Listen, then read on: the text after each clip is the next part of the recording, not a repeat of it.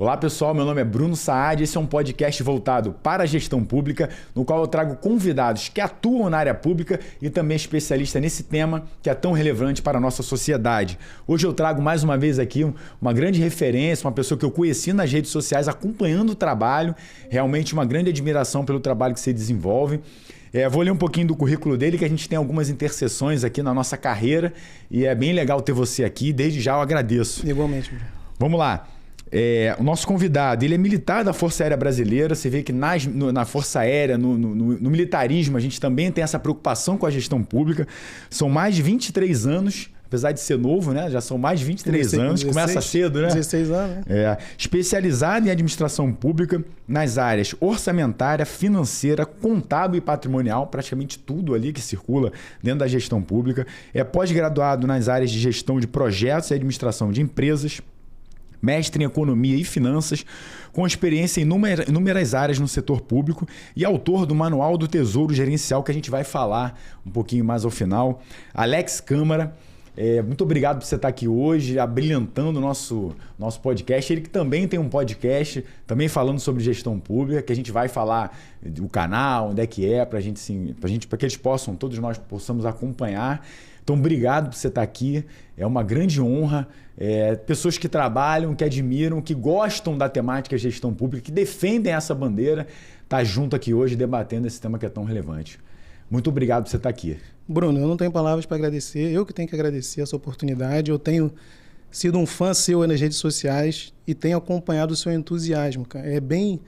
É raro a gente ver alguém realmente preocupado com a gestão, levar os conhecimentos que você tem levado para todos os gestores públicos. Então, realmente é algo único, né? Quem está na área sabe que é difícil a gente achar um lugar que a gente possa achar temas tão relevantes, a gente aprender com quem tem experiência, até para trazer entrevistados que tenham mais experiências que a gente. Então, é muito válido, muito bonito o seu trabalho. Eu admiro muito, sou teu fã, continuarei seguindo. Só não sou botafoguense. Falta pouco então para ser perfeito. Mas tá tudo certo, tá tudo certo. É tempo de Botafogo, a gente caminha junto. Eu queria primeiro destacar aqui uma coisa que é uma interseção nossa. Eu também fui militar, também introduzo uma série de ensinamentos que eu peguei lá na minha época, aquelas reuniões, por exemplo, ágeis ali no início do expediente, de orientação, em que a gente passava algumas orientações básicas, rápidas, todo mundo entendia sua missão naquele dia e ia cumprir. Eu fazia muita reunião dessas rápidas, reuniões ágeis, né, de metodologias ágeis, 5 minutinhos, 3 minutos, com uma fala de 2 minutos para cada um em pé, para dar aquelas orientações do dia. A gente tinha muito POP, a gente tinha uma série de normativas que regulamentavam exatamente o que precisava ser feito. Eu acho que essa experiência também no ambiente militar agrega muito e a gente vê que a gente está debatendo gestão pública também no ambiente militar, né? Cara, isso aí realmente faz a diferença, porque o ambiente militar, ele por ser muito amarrado, isso é uma gestão burocrática, podemos dizer assim, porque ela é muito hierarquizada, né? Então os processos eles têm que ser bem definidos. Então quando a gente fala em planejamento, em reuniões, em metas e objetivos, é muito difícil a gente fugir do que está previsto. Então nosso planejamento realmente é bastante amarrado, inclusive ajuda muito na gestão quando você tem um bom planejamento estratégico feito, um planejamento prévio, sabendo onde você quer chegar, sem mudanças. Essa questão do elevator speech que a gente chama, que é aquele tempinho que você tem ali com os seus subordinados no início do expediente, faz a diferença. Você até consegue exercer uma liderança, saber como é que a pessoa está se sentindo. Às vezes você vê que um funcionário ali, um colaborador não está tão bem, né? Um militar não está tão bem, então você já chama para conversar. Então são umas questões que, por ser um militar, a gente acaba gerando uma coisa constante e que tem vários benefícios. E você falou de uma coisa muito importante. É um momento singular em que o líder tem ali no olho a olho, no tete a tete, nem sempre ele vai conseguir que muitas acompanhar. Vezes é difícil, né, cara? Durante o teu trabalho você não consegue parar para ouvir às vezes as pessoas, né? Parar para ouvir, parar para ter aquela sensibilidade de olhar para um colaborador e falar assim, poxa, eu acho que ele hoje não está tão bem. Você também se mostrar enquanto liderança. Que é o que você fala nos teus canais, você fala muito de escutativa. Escutativa. É importantíssimo a escutativa. E às vezes esse momento é o momento que você tem para escutar o que ele vai falar. Às vezes um olhar, né, uma palavra... E eu rememoro isso, muitos momentos importantes que às vezes mudava-se uma orientação, um direcionamento naqueles 5 minutos, que tinha um start, se olhava, não, hoje está assim, vamos pegar isso, vamos fazer de outra forma. E eu acho que é um momento muito importante da liderança. A gente vive hoje numa liderança muito de WhatsApp, muita ordem via WhatsApp, muita orientação por e-mail. E a presença do líder, muitas vezes, ela deixa de existir nesse ambiente de colaboração que é a gestão. O gestor precisa se mostrar e a sua equipe precisa sentir a confiança de que eu tenho um gestor próximo. Então, esse ambiente que foi construído lá, eu já participo disso já há mais de 20 anos também, né? Comecei lá lá em 2000, quando eu iniciei isso. E eu trago isso até hoje. E essa escutativa é importante para a liderança entender, compreender e muitas vezes iniciar o trabalho do dia com uma orientação, com um feelingzinho, olhando para o seu colaborador, que tal isso aqui, que tal fazemos dessa forma. Academicamente chamam isso de pesquisa de campo, né? Que você pega a liderança transformacional, que você tem que ouvir o seu subordinado, e hoje em dia com o WhatsApp, com tudo eletrônico, como você mesmo falou, acaba que não tem esse contato com o subordinado. Então, hoje tem empresas que estão pagando recursos humanos, pessoas especializadas para fazer essa pesquisa de campo, coisa que é o líder que deve fazer, né? Que é uma função que está atrelada à liderança. Exatamente. Ouvir, escutar e estar próximo. Exatamente. É muito difícil quando a gente vê uma liderança que não é presente, que não faz reuniões, que entra e sai e ninguém vê. É muito difícil para você, liderado, entender e compreender a dinâmica daquilo ali. Poxa, eu estou achando que estou distante. Ou então, às vezes, sente ser um direcionamento estratégico, sem uma direção. E vamos começar com um tema também importante, que são subciclos de gestão. Nós estamos agora no finalzinho do ano, é um momento importante de repensamento, dentro daquela mentalidade infinita que eu sempre converso, sempre falo, que a gestão pública é um jogo infinito, orientado pela governança. O jogo não acabou agora em outubro, acabou a eleição, o que a gente fez na segunda-feira? Voltou a trabalhar. Exatamente. E continua trabalhando. E vai acabar o ano, não vai acabar a gestão, acabou, fecha, encerra, vamos recomeçar. Não. Na verdade, é um reinício de gestão, de planejamento, de repensamento. Pense de novo, é também um dos componentes que eu trago para formar essa mentalidade. E como é que a gente pensa, como é que a gente deve, enquanto gestor, pensar esse fechamento de ciclo, definição de estratégia, como é que eu construo evidências, o que a gente pode trazer de interessante para aquele que está encerrando o seu ciclo de gestão agora e realmente ele está preocupado com como replanejar, qual definição de estratégia eu vou adotar para o próximo ciclo. Bruno, o que eu vejo nessa tua pergunta ela é bastante importante, né? Porque ela aborda diversos cenários, se a gente parar para analisar. Mas eu diria assim, de mais importante no final de ciclo é a transparência.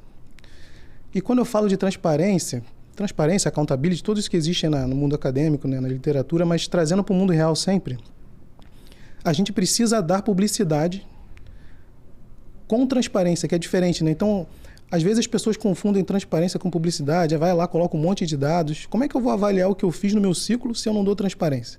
Só vou ter a minha visão.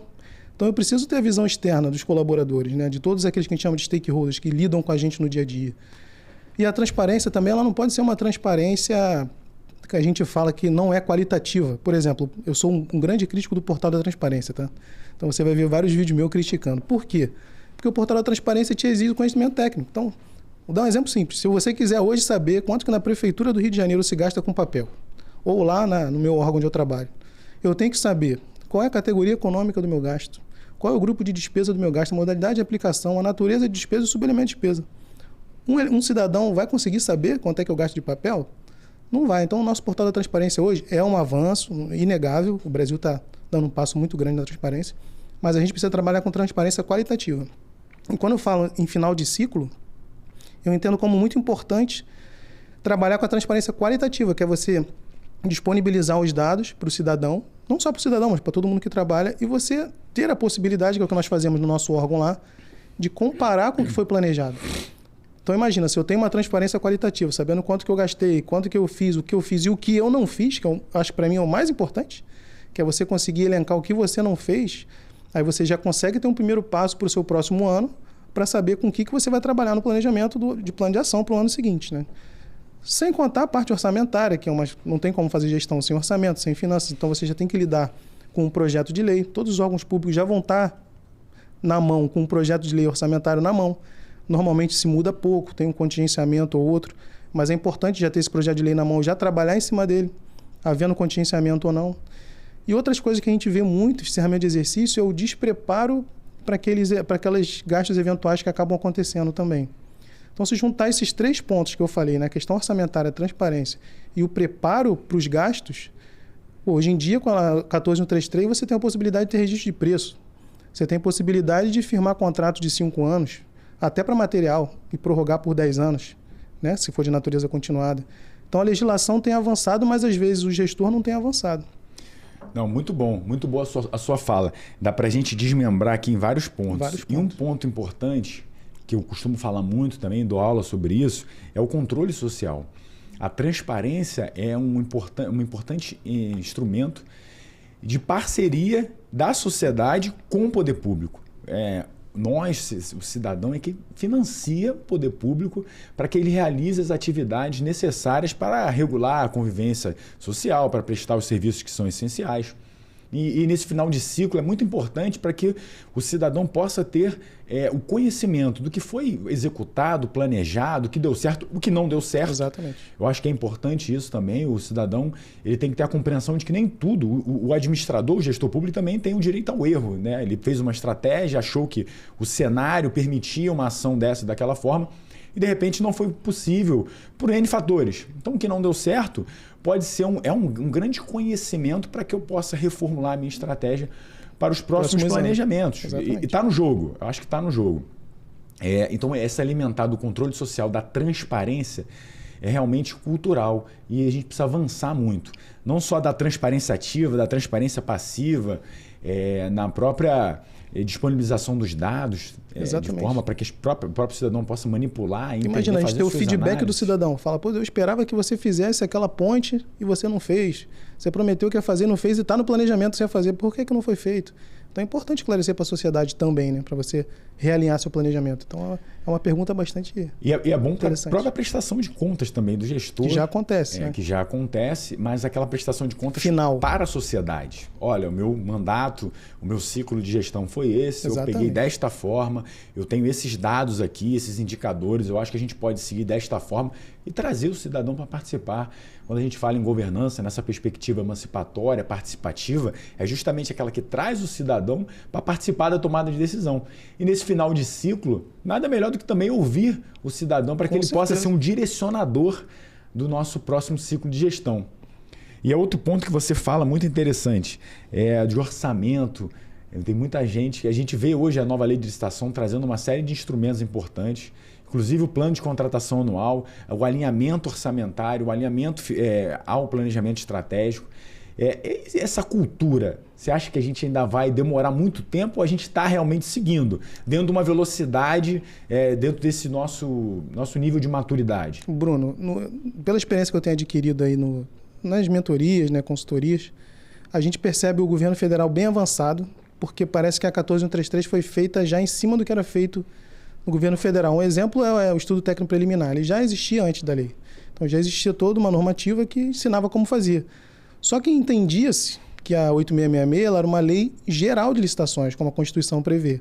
Só que o que tem acontecido? A lei agora, a 14133, ela se tornou uma lei geral, entre aspas.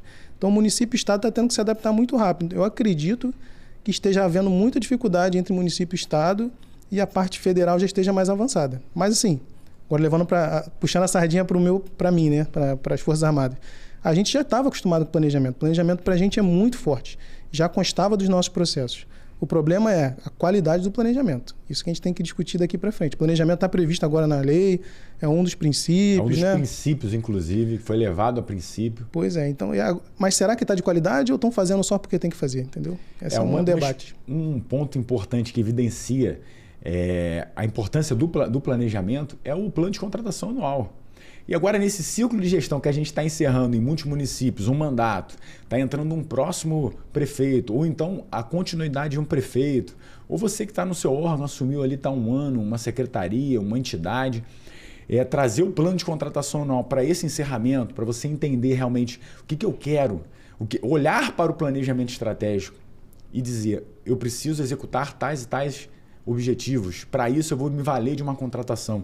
E ter um bom plano de contratação anual, eu acho que já é um indicativo de que naquele órgão, naquela entidade, se observa o planejamento. O planejamento é algo cultural, é algo que está intrínseco. Ou pelo menos estão tentando fazer com que seja intrínseco. Um exemplo do plano de contratação, nas Forças Armadas, começou em junho.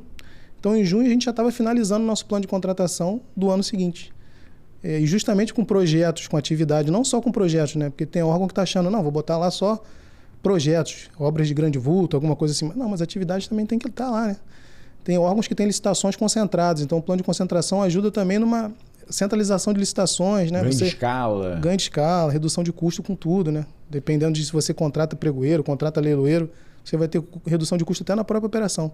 Então é muito interessante esse plano de contratação quando veio, apesar da gente já fazer também, mas ele veio para realmente, para todo mundo, para Estado, para município, e agora a coisa está bem profissional. E é realmente trazer para o final do exercício fundamental. Aqui no Estado do Rio de Janeiro, salvo engano, desde 2019 já tem o plano de contratação, que era o antigo PAC. Essa cultura, isso aí, nossa PAC também. Anual de contratação, e agora virou plano de contratação anual.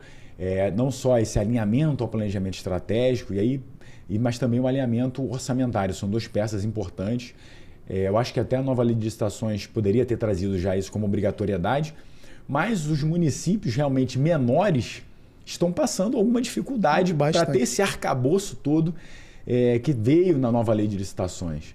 Então, eu imagino que eu trabalho num município que tem mais de quase 200 mil servidores, 150 mil servidores ativos e um monte de inativos. Então, é diferente você ter uma quantidade de servidores desse porte que te ajuda muito mais, sim. né? A mão de obra, né? A mão de obra, a planejar, ter esse potencial. Mas o município menor, aqueles municípios ali com 20, eu dei muita mentoria para municípios com 15 mil, 20 mil, 30 mil habitantes, é muito pouco. Praticamente ali o secretariado tem que se desdobrar, é uma realidade muito diferente. Mas eu acho que a essência ela tem que estar viva para o gestor. É de olhar e realmente planejar, definir uma estratégia. E nesse final de ciclo, é muito importante que o gestor tenha, na hora de elaborar uma estratégia, evidências. E eu costumo falar isso, e repito, evidências a gente constrói ao longo do nosso exercício, do exercício da nossa gestão, por meio de relatórios gerenciais, por meio de escutativa, por meio de pesquisa de campo, como você mesmo falou. Eu sei que você é muito fera numa ferramenta que é extremamente útil ao gestor. Eu tenho o grande privilégio de ter na minha equipe uma estatística, uma pessoa formada em estatística que me ajuda a analisar esses dados, me ajuda a entender o que passa pela coordenação onde eu estou, para entender o que eu preciso fazer de plano de ação, de tomada de decisão. É uma pessoa espetacular, até mando um abraço para a querida Aline, que é uma pessoa realmente diferenciada, uma pessoa extremamente capaz. E é difícil ter uma estatística numa equipe. Quando a gente tem que entender quão é importante, como é que utilizá-la. Mas você sabe muito do Python. O Python já é um outro nível ali, né? já é evolução da análise, da estatística, com análise, com visualização, com uma série de outras ferramentas que possibilita análises. Fala um pouco para a gente como é que isso ajuda o gestor na tomada de decisão, em especial agora nesse encerramento de ciclo. Bruno, eu sou suspeito para falar sobre esse assunto, né? Inclusive, eu queria falar, se você é gestor público e não dá valor à estatística, desculpe, mas hoje em dia você não consegue fazer gestão pública sem estatística. É uma realidade, né? Não tem como. Uma pergunta muito interessante quando você fala de planejamento baseado em evidências. Eu só queria voltar um pouquinho antes de chegar nessa evidência, dizer que a gente planeja sim.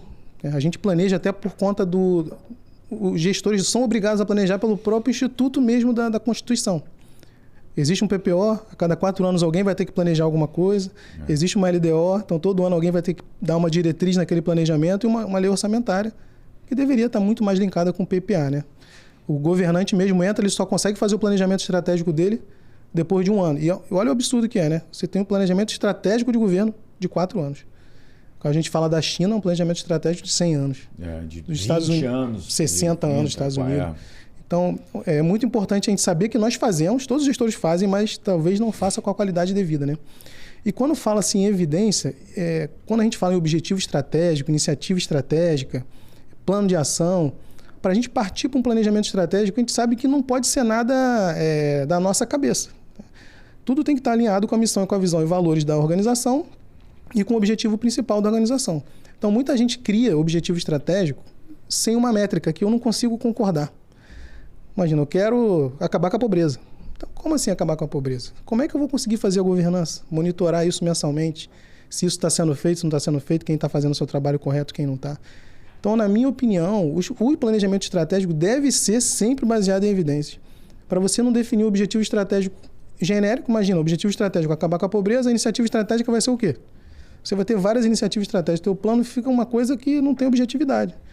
Então, poderia dar um exemplo. O governo, por exemplo, governo passado, começou um projeto de digitalização de documentos.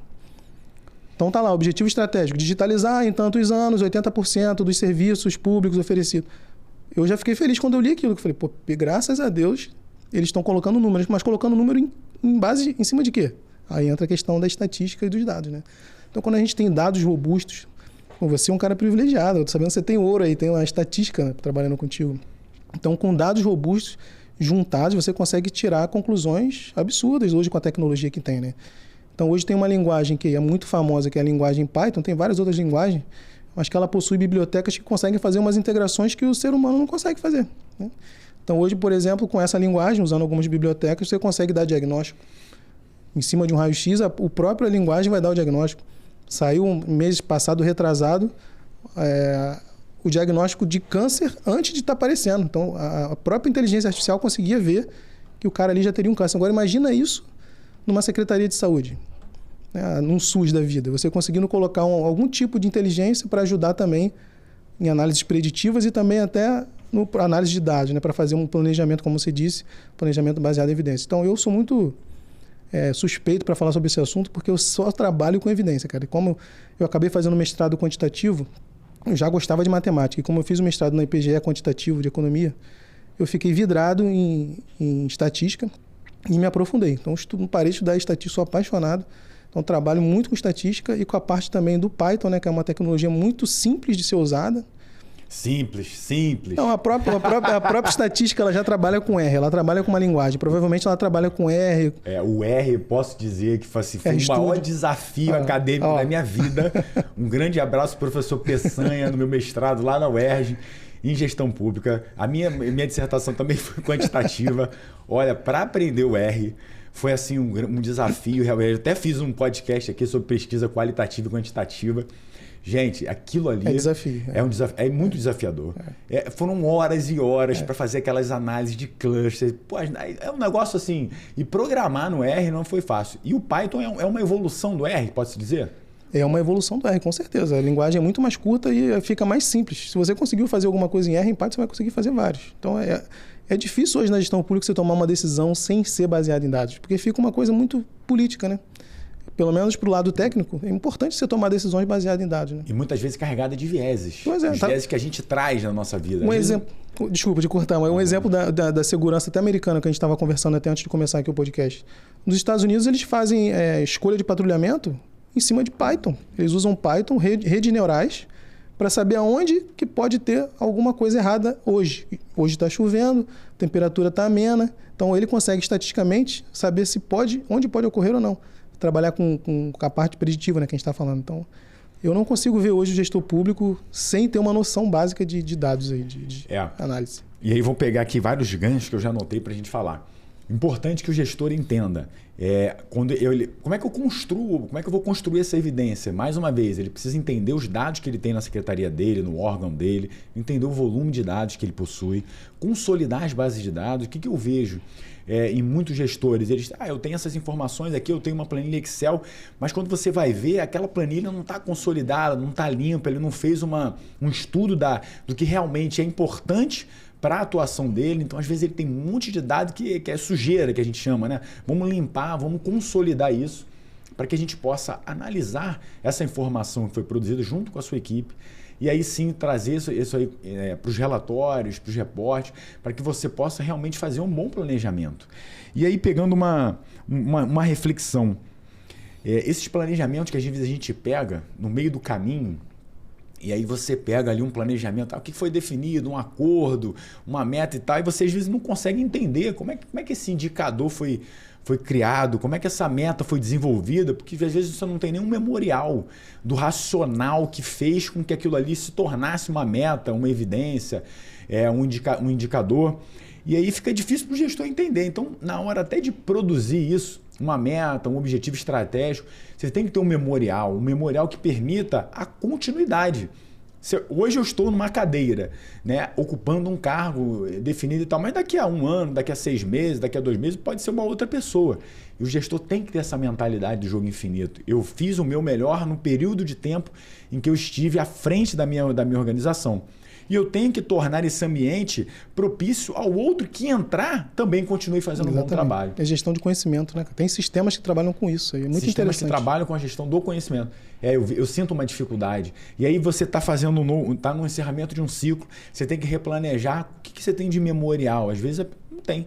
Ou então não tem nenhum reporte que fez mensal, semanal, não tem dados. Se você não tiver isso, dados, evidências, como é que você vai tomar uma boa decisão? Exatamente. E aí vai o que você falou, vai muito do pessoal.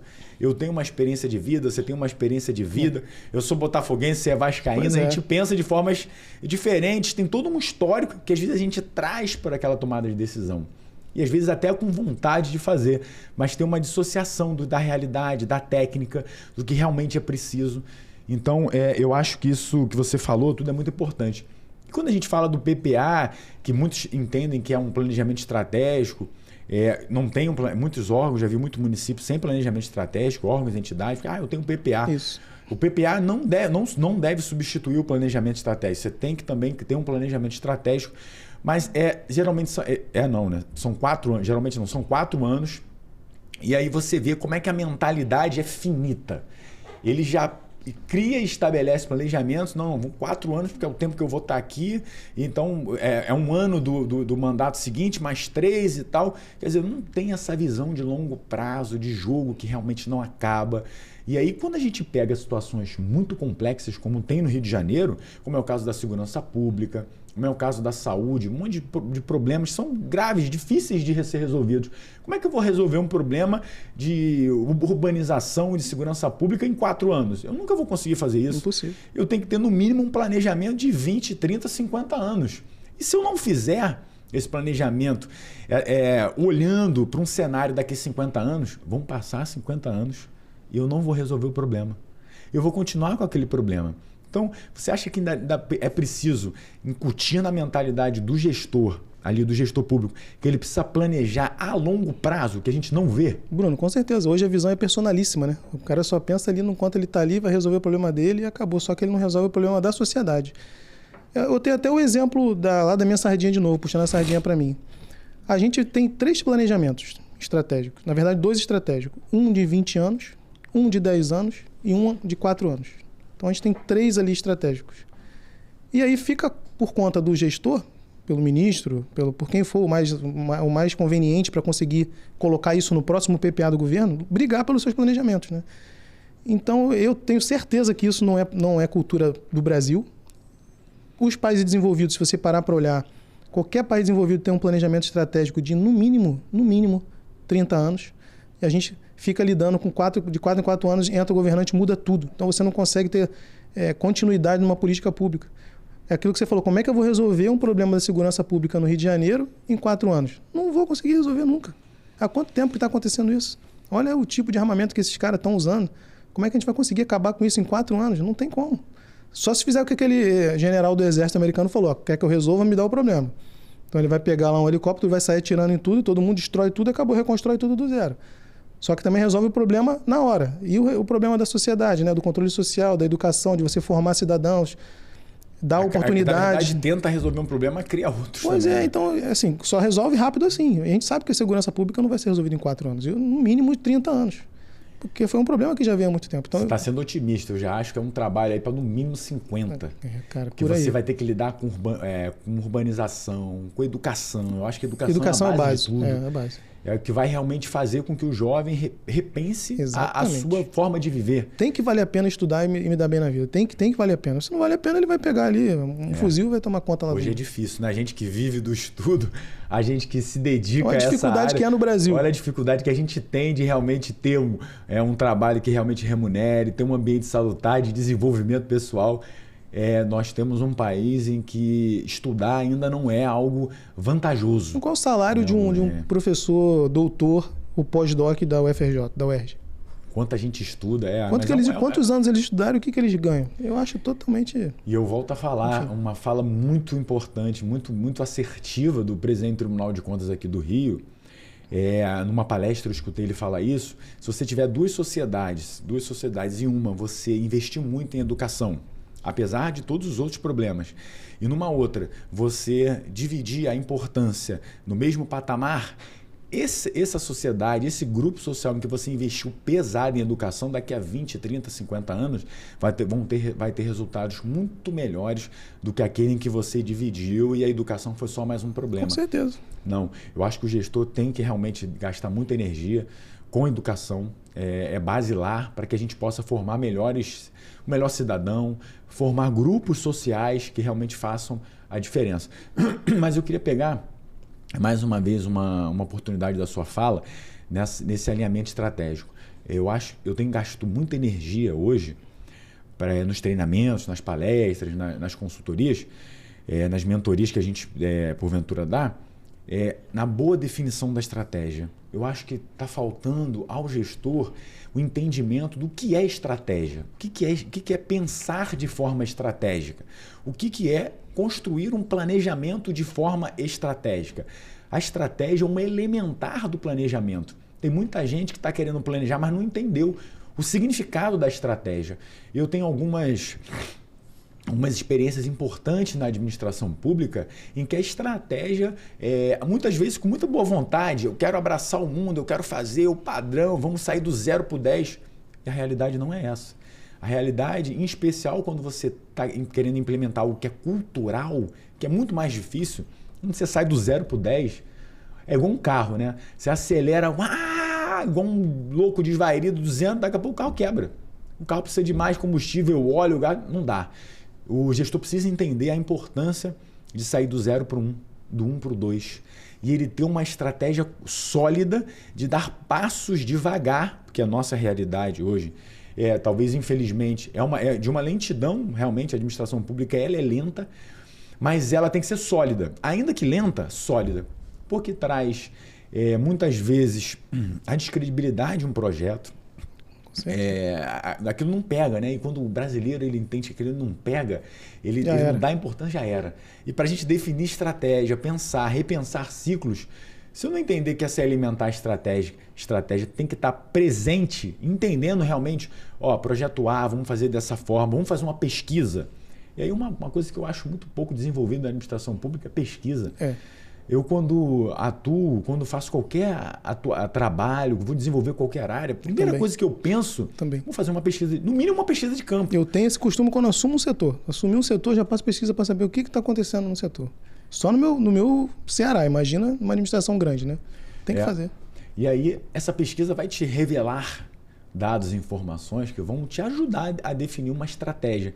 Então eu acho que ainda é muito pouco trabalhada essa questão das pesquisas. Concordo. A questão da análise de dados. E aí sim você vai definir uma estratégia. E muitas vezes as pessoas se perdem até olhar para a sua missão institucional. Qual é a minha missão enquanto órgão? Qual é a minha missão? O que eu preciso entregar para a sociedade? E aí, com base nisso, é que eu vou definir uma estratégia, criar objetivos estratégicos e disseminar isso na organização. Eu dei muito treinamento. Qual órgão tem planejamento estratégico? Aí quase nenhum levantava. E o que levantava, quais objetivos estratégicos foram definidos para o seu órgão, para a sua organização? Sabe nem o que é. Não lembra, fica aquele documento formal que muitas vezes não dá realmente o direcionamento norte para o órgão e para a entidade. E o planejamento estratégico é como se fosse a Constituição Federal do órgão. Tem que estar o alinhamento, você tem que falar, respirar, pensar olhando para o seu planejamento estratégico. Concordo em gênero no meu grau, Bruno. Inclusive, queria deixar aqui uma sugestão para quem estiver assistindo. Um software público, né, que é o GP Web. Se você pesquisar lá no Google software público GP Web, ele é um software que foi criado para gestão de projetos, mas você consegue fazer isso tudo que você falou. Que ele tem uma cadeia, ele trabalha com EAP, né, com a estrutura analítica, e também com Gantt. Então você consegue elencar lá todos os seus projetos.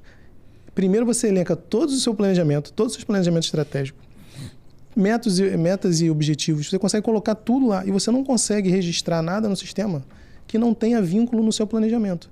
Então, hoje, a minha unidade, por exemplo, usa esse sistema e a gente, até nossas atividades que são sem fim, que você fala que é o jogo infinito, até o jogo infinito a gente monitora. Então, a gente sabe se está fazendo, se não está.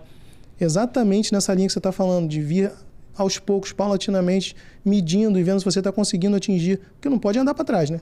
Se você está com um projeto, está com alguma estratégia ali que você tem que cumprir, sabe que não vai conseguir mudar muita coisa, mas se for alguma coisa de inovação, tem que trabalhar com gestão de mudança, convencimento, tem que mostrar que aquilo vai ser bom, fazer pesquisas, né? Então, quando você trabalha com um projeto muito grande, realmente, é o que você falou, na administração pública você não consegue do 0 a 100. Você vai estressar muita gente, vai se estressar, vai implementar e vai ser insatisfação total. Faz aos poucos, mas monitora. O importante é ter a meta e estar acompanhando se está sendo feito, se não está sendo feito. Por mais que seja um passo só esse ano, foi dado um passo. Se eu conseguir dar 2 passos ano que vem, foram dados 2 passos. Agora, a forma de monitorar, eu estou dando esse exemplo do GP Web. GP Web? GP Web é um software público, inclusive, desenvolvido por um militar do Exército. Legal. Ele colocou lá público. Mas é uma ferramenta maravilhosa para você estar sabendo se tudo que você faz no seu dia a dia, e não só projetos, se tudo que você faz ali, eu estou comprando um papel, está alinhado com o meu planejamento estratégico? Ou eu estou comprando um papel, não deveria, porque meu planejamento estratégico está dizendo que eu tenho que digitalizar documento. Ou então o contrário. Então eu vou monitorar, inclusive com a parte orçamentária, eu consigo fazer um link do planejamento com o orçamento, gerar gráficos, né, indicadores, faz o BSC, matriz SWOT. Você consegue fazer vários acompanhamentos, e o mais importante, né, do planejamento também, do acompanhamento do planejamento, que é a gestão de risco. Para você saber até onde que você pode, que pode dar problema, se der problema, como é que você vai mitigar esse problema, né? Enfim, cara, realmente planejamento na gestão pública é algo que tem que ser melhorado. Apesar do que eu falei, do Instituto nosso, da Constituição, já prevê vários instrumentos que são de planejamento. Se tivéssemos uma auditoria de conformidade, o cara ia falar, não, foi feito o planejamento, foi feito. Mas a que preço? É o que você falou, faz um objetivo estratégico que não está alinhado com a missão da organização. O que adianta fazer? Mais ou menos isso. Quando a gente olha, às vezes um documento é fantasioso, né? Fantasioso. Você olha, mas a sem métrica, sem nada. E aí você vai olhar ali os indicadores de performance e tal. Como é que chega? Eu já fiz alguma análise de outros órgãos, de outras entidades. Pô, bacana, me apresentaram assim, pô, o que você acha e tal. Eu falei, bacana. Como é que você chegou a esse indicador? Não, essas metas aqui foram definidas como? Então, acho que falta um pouco mais de tecnicidade realmente, de entender o que é um indicador, o que é uma meta, como é que eu construo uma meta. Com certeza. Falta um pouco disso. E vou aproveitar aqui uma fala sua que é importante, até também comento muito isso, né, relacionada a projetos. Nós estamos agora na reta final, né? Agora nós estamos gravando no início de novembro, vai semana que vem para o ar já. Muitos gestores estão com projetos em andamento. Sim. Nós estamos iniciando um novo ciclo de gestão, um novo mandato, uma nova orientação. Eu tenho um projeto em andamento e falo, entendeu-se, olhando para a estratégia que vai ser definida para os próximos 4, 2 anos, 8 anos, que aquele projeto não é mais agenda pública, não é mais uma pauta política que deve ser implementado. Ele não rodou, ele está na fase ainda de projeto, né? Está na planejamento. Ainda não houve custo. Mas muitas vezes tem algumas entregas, tem normativos, tem parcerias, tem termos de convênio e tal. Eu vi muito gestor, isso aqui não é mais importante, e realmente abandona o projeto. E a gente sabe que projeto ele tem início, meio e fim. O fim, não necessariamente, o que se espera é que vire um processo, passe a rodar e aquela entrega aconteça, mas o termo de encerramento pode ser realmente a descontinuidade daquele projeto. Então tem muito gestor que fala, abandona. Aí daqui a 6 meses, 1 ano, de novo. Chega uma documentação ou chega uma outra necessidade, nós estamos com um termo de cooperação assinado, ou tem uma entrega que foi solicitada, aí olha aí, não, mas isso aqui não é mais importante. Não, então tem que fazer um encerramento disso. Você tem esse know-how do projeto. Como é que você avalia isso? O que você tem de expertise para contar para a gente? Pois tem bastante história para contar. Agora, se a gente pegar um pouco agora no início a parte acadêmica, rapidamente, se eu falar do PMBOK, se você vai fazer gestão de projeto, é importante que você adote uma metodologia. Então, o órgão tem que ter uma metodologia para ele fazer gestão de projetos. E não tem como fazer hoje gestão de projetos sem sistema. Então, tem muito órgão aí que eu já visitei, inclusive, alguns municípios, que fazem gestão de projeto com ofício. Então, eu faço um ofício abrindo o projeto, faço um termo de abertura de projeto, um ofício, tudo bem. Pode até ser, mas e a gerência desse projeto? Como que está o percentual dessas atividades? Então, o primeiro passo para você gerenciar um projeto é ter um sistema. Primeiro passo basilar. O segundo, vou ter que usar o PMBOK, que é o livro acadêmico que você vai ter que usar alguma metodologia. Então, são várias metodologias. Você até citou uma metodologia aí para conversar com os militares no início do expediente, falou da metodologia ágil. Então, tem várias metodologias ágeis hoje que você consegue transformar uma gestão de projeto mais dinâmica. Porque antigamente, se fosse usar as metodologias antigas, realmente ficava algo muito burocrático. Mas hoje em dia você consegue fazer gerência utilizando metodologias ágeis. E eu até sugiro uma que eu tenho passado atualmente, eu estou na gerência de um projeto bem grande, a gente está usando a Scrum, SCRUM, que é uma metodologia ágil, ela tem reuniões diárias, as entregas elas são de 2 a 4 semanas, então a gente chama de sprint, né, as entregas de projeto. Sprint. Então, assim, se o projeto finalizou no estado final desejado, que a gente fala no EFD, que é o Nirvana, você chegar lá no final do projeto com aquilo que você tinha planejado, você vai ter que tomar algumas metodologias, algumas atividades que você vai ter que desenvolver. Se ele também vai ser descontinuado, você também vai ter que fazer as mesmas coisas. Você vai ter que avisar todos os stakeholders que aquilo ali vai ser descontinuado, você vai ter que revogar termo de cooperação que tiver ocorrido, você vai ter que informar a sociedade que aquele planejamento, tudo que foi feito, não vai ser mais colocado à frente. Inclusive, se houver dispêndio de recurso, é um outro problema a ser resolvido, eu não posso só realmente parar de empenhar, não posso. Se eu já tive aquela despesa ali, eu vou ter que justificar. Aquilo ali provavelmente vai ser auditado, então eu tenho que ter no processo uma justificativa técnica, plausível, não só política, para acabar com aquele projeto. Um exemplo que a gente pode dar de projeto grande que começou e foi descontinuado é o projeto do trem-bala, né? Alta velocidade, trem de alta velocidade, se eu não me engano começou em 2009 o projeto, foi feito a concessão, foi feito o leilão, só que ninguém foi interessado. Aí a gente poderia puxar outra sardinha agora para conversar sobre isso, porque muitas das vezes a gente quer fazer concessão, fazer uma licitação, mas transferir todos os riscos da administração pública para a empresa, que foi o que aconteceu nesse caso, tá? Foram vários outros problemas. O principal é que o risco de demanda estava todo com a empresa.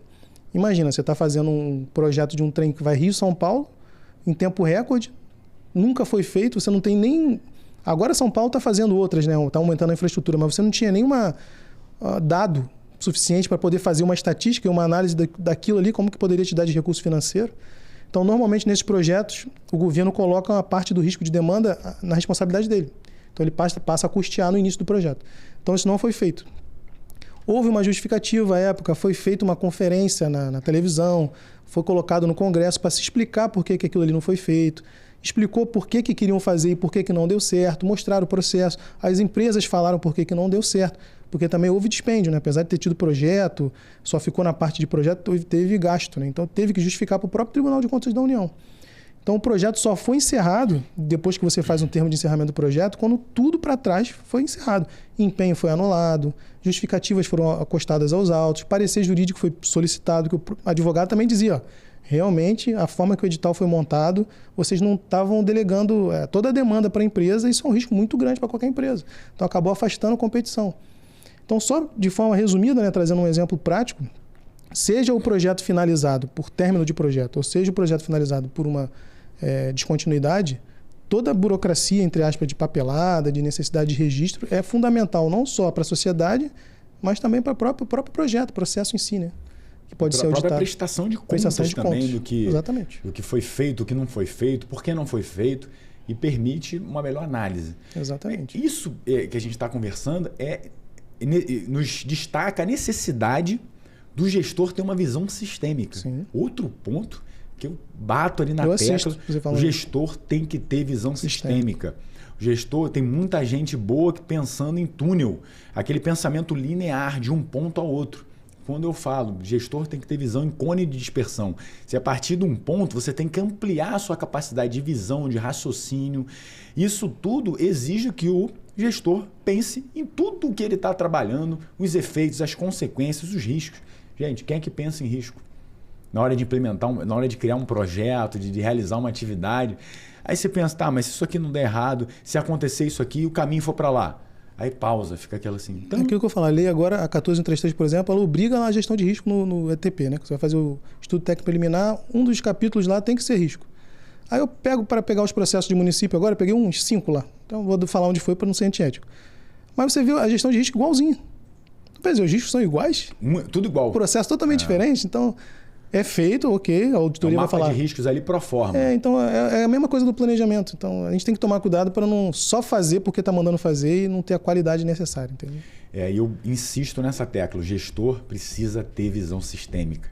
Ele tem que olhar de forma complexa, ele tem que entender o que se comunica, quais são as interseções, quais são os impactos. E isso, Bruno, é característica de liderança. Quando você fala que o gestor tem que ter uma visão sistêmica, o líder ele tem que estar com a visualização de tudo. E o principal, ter a humildade de saber que naquela área ele não está conseguindo entender, não está tendo competência.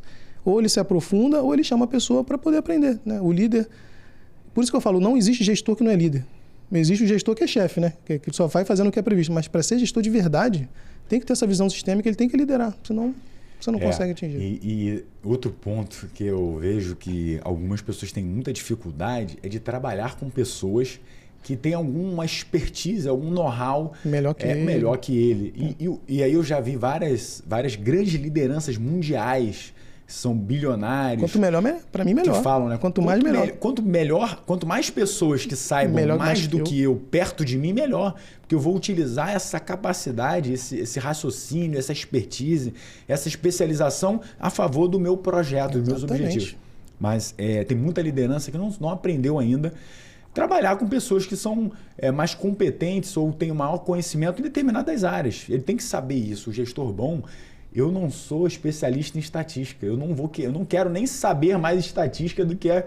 Mas você é tão bom que você sabe a importância da estatística e tem uma estatística. Exatamente. Eu sei a importância daquela temática, de ter um profissional daquele gabarito perto de mim e essa pessoa está se propondo a trabalhar, ajudar esforços. Como é que eu não vou valorizar isso? Certeza. Então, acho que passa muito pela gestão e liderança, aquelas matérias, né? Olha que coisa... A teoria vendo na prática. Eu rememorei agora o curso de formação lá de 2000, curso de gestão e liderança, a capacidade que o líder tem que ter de reunir tudo isso aí. Ter essa visão de ser realmente aquela liderança que está lá na frente. Isso aí. Que eu vejo muito chefe. Chefe tem demais, assim, em todo lugar, todo mundo quer ser chefe, quer mandar, quer não sei o quê. Mas realmente liderar o processo, estar à frente e falar assim, vem comigo, sei o caminho, eu sei como é que a gente vai chegar àquele ponto, para isso eu preciso da sua expertise aqui, da sua expertise ali, e juntos, aquela visão do todo, do trabalho em equipe. Isso é muito presente, talvez, e muito provavelmente, a gente já vê na sua fala, muito presente em você, porque a gente teve essa formação do papel da liderança. Não existe liderança na nossa época, o cara é liderança sem moral, o cara não tem moral. Quando eu ia lá liderar, uma coisa mais simples, e tem muita gente que questiona, o militar vai varrer chão, não sei o quê. Eu estava lá com ele, varrendo com ele, pegando sujeira com ele, tomando chuva com ele, fazendo um serviço ruim, eu estava lá junto. Eu não sou a rainha da Inglaterra que vejo todo mundo fazer e fico ali, façam meus súditos. Não, o líder é aquele que está junto com a equipe. Isso aí. É aquele que chega cedo, aquele que está junto, aquele que fica até tarde, que acompanha. É que realmente se envolve nos processos. Se o gestor não entende, se o líder não entende, se o gestor não entende nenhum processo, fica toda hora, mas isso, tomar. Uma frase que eu coloco lá no WhatsApp, cara, meu WhatsApp está sempre isso lá. Se for olhar no meu WhatsApp lá, o texto que está escrito. Exemplo é tudo. Exemplo é tudo. O líder não dá exemplo. O que muito mais tem na gestão pública aí é o chefe, né? O chefe, nem chamar de líder. É o chefe que chega atrasado, é o chefe que não cumpre meta, é o chefe. Aí ele quer reclamar daquele cara que chega atrasado, que não cumpre a meta dele.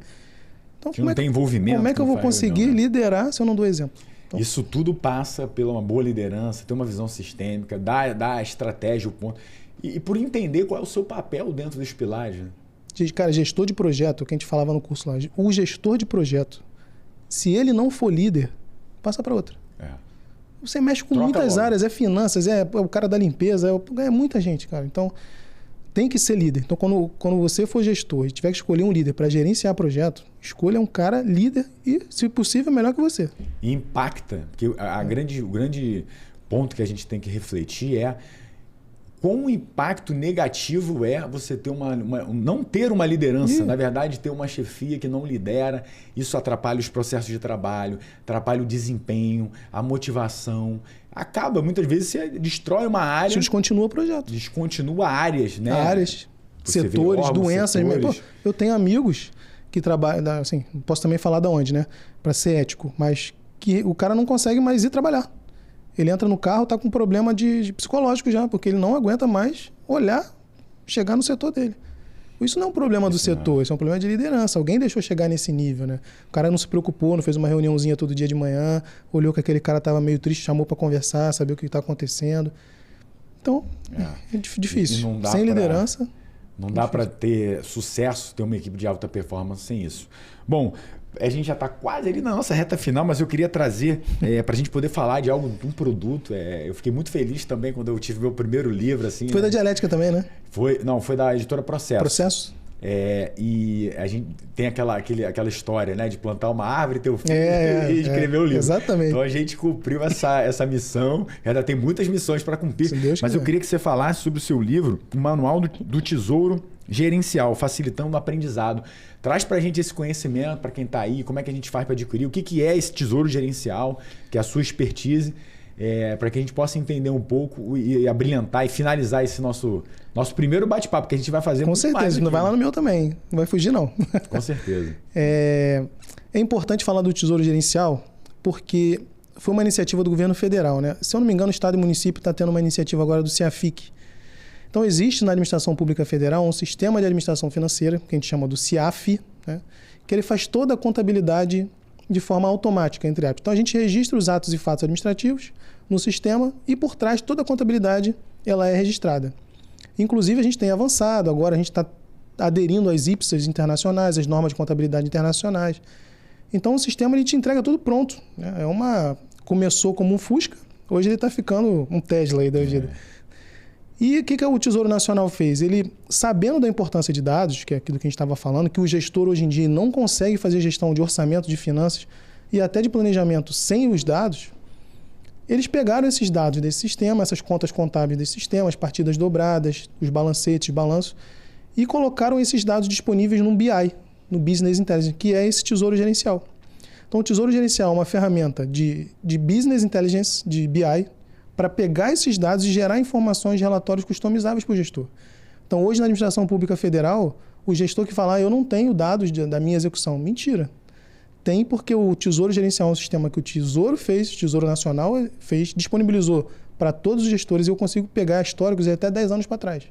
Então, se falando em análise robusta de dados, de estatística, você consegue, por exemplo, eu consegui fazer, por exemplo, todo ano eu tenho que fazer uma previsão da minha LOA. Quanto é que eu estou prevendo gastar ano que vem? O setor lá gastava 3 semanas para fazer essa previsão de LOA. Está tudo automatizado hoje, porque se eu tenho os dados, eu tenho o BI, tenho o relatório do histórico, eu consigo saber quanto é que eu vou gastar lá na frente. Então, é uma ferramenta que eu imaginava que deveria estar também nos estados e municípios, muito importante, mas para isso os sistemas têm que estar integrados, né? Execução orçamentária, financeira e patrimonial. É um sistema importantíssimo para quem trabalha no governo federal. Não tem nenhum gestor hoje que trabalha no governo federal que não conhece o Tesouro, porque realmente é uma mão na roda. Então, você consegue relatórios de 10 minutos, 5 minutos, totalmente customizáveis. E que vai dar todo o respaldo e o direcionamento necessário para as tomadas de decisão. Exatamente. O que a gente vê hoje é que até a gente produz alguma coisa de conteúdo, de relatório e tal, e muito gestor não sabe o que fazer com aquilo. Então, o Tesouro Gerencial, como você muito bem explanou aqui, é todo o conhecimento necessário para a qualificação da tomada de decisão. Exatamente. Então, você tem tudo nas suas mãos. Hoje, o gestor público federal não pode dizer que ele não tem os dados. Mentira. Tem tudo lá para trás e é importantíssimo isso na gestão, no planejamento. E onde é que a gente consegue esse livro? Não, quem quiser pesquisar o livro, bota no Google lá, Manual do Tesouro Gerencial, Facilitando o Aprendizado e Alex Câmara. Só está disponível na Dialética, não sei se o teu também está assim, né? Eu não tenho, já vendi tudo que tinha comigo, eu comprei um monte, mas já tem uns 2 anos que eu lancei o livro. Então ele só está online, então você tem que pedir lá na Dialética, ele entrega, ou o e-book também, pode ser por e-book também. Não, muito bom. Estou muito feliz com a sua vinda aqui. Eu acho que vamos iniciar aqui muitos trabalhos. Já estou pensando aqui, a mente ao mesmo tempo que eu estou falando, eu estou pensando aqui em muitas coisas que a gente pode trabalhar juntos. Eu acho que a gente tem um alinhamento bem bacana. A gente defende uma bandeira muito importante, que é a gestão pública, que é da onde eu tiro o sustento da minha família. Exatamente. E é onde eu busco realmente a essência, o que eu quero, o que eu busco enquanto ser humano. Entregar, fazer boas entregas, legados, modificar a vida do cidadão. É um grande propósito que eu tenho na minha vida, me desenvolver enquanto profissional para ajudar o cidadão, ajudar a nossa sociedade. Eu acho que a gente precisa de mais pessoas pensando desta forma e realmente sou entusiasta, realmente visto essa bandeira, visto essa camisa. Então eu fico muito feliz de ter também aqui hoje nesse programa, nesse podcast, uma pessoa que também respira isso. Eu vejo lá a sua vontade, o seu desejo em fazer as coisas, quanto você se preocupa em entregar um conteúdo de qualidade. Então também parabéns. Como é que é o nome do podcast lá pra gente... É Alex Câmara mesmo. Alex Câmara. Tem no YouTube também. Tem no YouTube, lá no Alex Câmara. Tá tudo no meu Instagram lá, Alex Câmara ADM, né? Aí você me acha meu YouTube lá, acha tudo que eu faço lá ao vivo. Já segue lá, todo mundo tem que seguir. Ô Bruno, eu queria te agradecer, cara. Assim, até em nome dos seguidores do Instagram, né? Porque eu comecei te seguindo, te sigo todo dia, tudo posta lá, eu vejo tuas mensagens diárias, de força, cara, e fique sabendo que às vezes a gente não percebe a diferença que a gente faz na vida das pessoas. Porque a gente virou uma coisa normal para você fazer o bem, falar o bem, motivar as pessoas. Então tem muitas pessoas ali como eu que se inspiram em você, cara. Se espelham nas coisas que você fala, nas coisas que você mostra. Às vezes num dia triste ali tá lá você colocando uma mensagem diária que às vezes para você tá chato. Pô, vou ter que botar todo dia uma mensagem. Cara, mantém, por favor, teu canal tá excelente e você muda vidas. Pode não estar percebendo agora. E com certeza foi um propósito de Deus na sua vida aí, cara. Porque você consegue tocar as pessoas, não só na gestão pública. Se você for olhar seus seguidores, tem gente de fora também. Com teu entusiasmo, com a tua boa vontade de querer aprender e passar conhecimento, cara. Então, muito obrigado em nome de todos os seguidores do Instagram. Obrigado mesmo. Pô, obrigado. Eu agradeço. Isso só fortalece a gente para que a gente possa seguir em frente. Todos os dias. Nem todo dia eu acordo motivado. Nem todo dia eu acordo feliz. São diversos desafios. Não posso nem dizer que são problemas, mas são desafios constantes da vida, no âmbito profissional, pessoal. Mas eu acordo na disciplina e na vontade de fazer a diferença. Pô, não estou muito bem hoje, motivado, eu vou. Não estou motivado, mas eu vou. Buscando constância, todo dia entregar, todo dia ajudar as pessoas. Eu não tenho um telefonema que eu receba em que eu não me coloque à disposição. Então, eu acho que isso é parte muito do propósito que a gente está falando aqui. E que bom escutar isso. Eu tenho certeza que também vem daí, eu também observo o seu interesse, seu entusiasmo, sua tecnicidade ali de trazer um conteúdo técnico, de trazer uma informação importante que vai ajudar realmente o gestor, aquele que quer fazer diferença. Então, só agradeço. Muito obrigado por você estar aqui. Vou passar de novo agora para você dar aquela palavra final para que a gente possa encerrar e mais uma vez, obrigado, muito obrigado. Bom, então minhas palavras finais são de agradecimento, a gente realmente agradece muito. Deixar essas mensagens para os gestores, né, que estiverem nos assistindo, da importância do canal do Bruno, porque não são todos que perdem seu tempo querendo melhorar a gestão pública, né? A gente vê hoje muitos gestores preocupados, a gente falou isso aqui hoje, preocupados com o seu pessoal, se eu vou me eleger amanhã, se eu vou me eleger depois, se eu vou botar fulano, ciclano. E você vê a honestidade de propósito no seu canal, honestidade de propósito em tudo que você coloca lá, porque se você não tivesse, você não estaria fazendo isso. Você não estaria perdendo seu tempo. Então, pedir para o pessoal continuar incentivando, isso faz a diferença para a gente que gosta, porque coloca conteúdo lá, né, que posta todo dia. Continue incentivando o Bruno, porque é um trabalho excepcional, Bruno, e que a gente espera realmente que você mantenha. E eu te desejo de coração que você chegue onde você nem imaginou, que Deus te coloque num lugar que você possa fazer a mudança que a gente precisa na gestão, com essa visão de longo prazo e acabar com essa parte que a gente tem meio amadora de trabalhar com gestão pública. E você mostra que é possível não ser amador. Então, é só agradecer, cara. Muito obrigado. Pô, obrigado pelas palavras. Eu só tenho elogios também pelo Câmara. O Câmara é um cara que está aí há 23 anos, tem essa disciplina, tem essa vontade, também faz um trabalho bacana.